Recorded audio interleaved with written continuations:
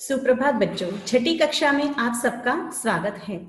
5वीं कक्षा तक आपने लिंग, वचन, विशेषण, सर्वनाम, संज्ञा इन सब की जानकारी आपने प्राप्त कर ली है।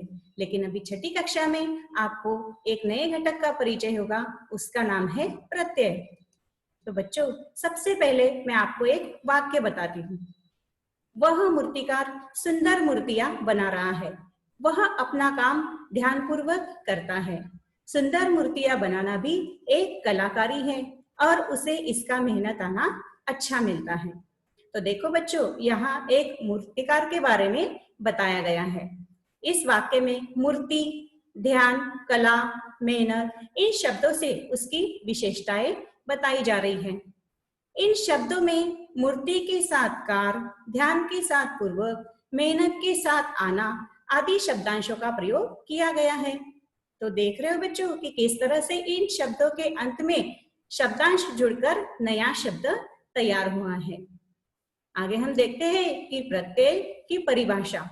जो वर्ण या वर्ण समूह किसी शब्द के अंत में जुड़कर उसके अर्थ में परिवर्तन लाते हैं, उसे प्रत्यय कहते हैं।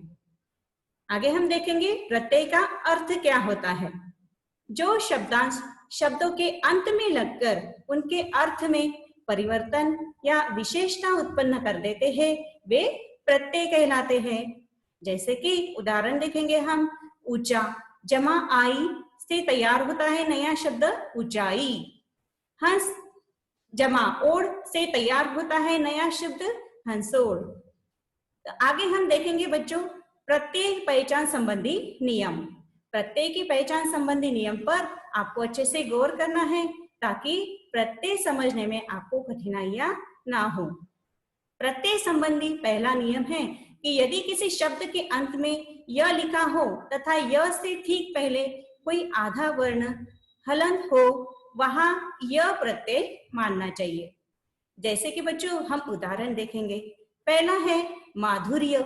माधुर्य इस शब्द में र आधा है और य प्रत्यय अलग किया है, तो मूल शब्द है मधुर और प्रत्यय है य।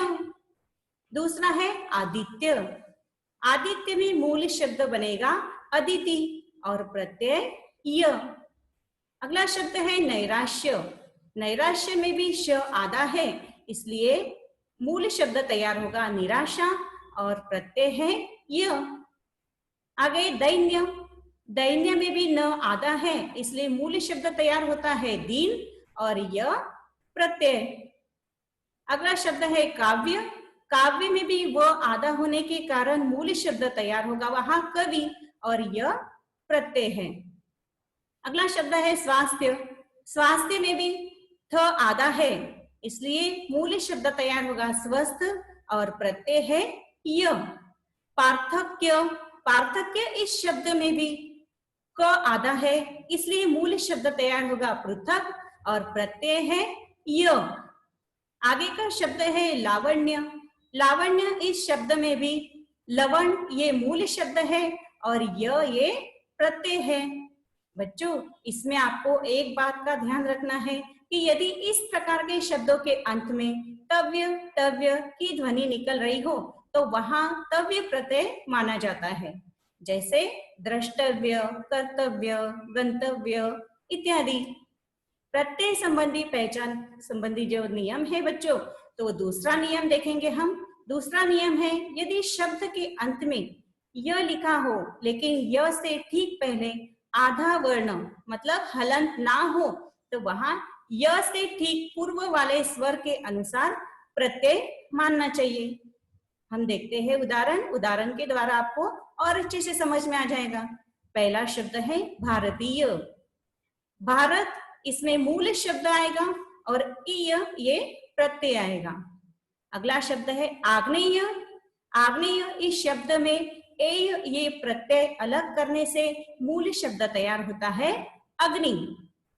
इस प्रत्यय की पहचान संबंधी में तीसरा नियम है यदि कोई शब्द किसी से उत्पन्न होने का भाव प्रकट करता है या संतान सूचक, वंश सूचक होता है तो वहां अप्रत्यय मानना चाहिए और ऐसे शब्दों के अंत में व लिखा रहता है।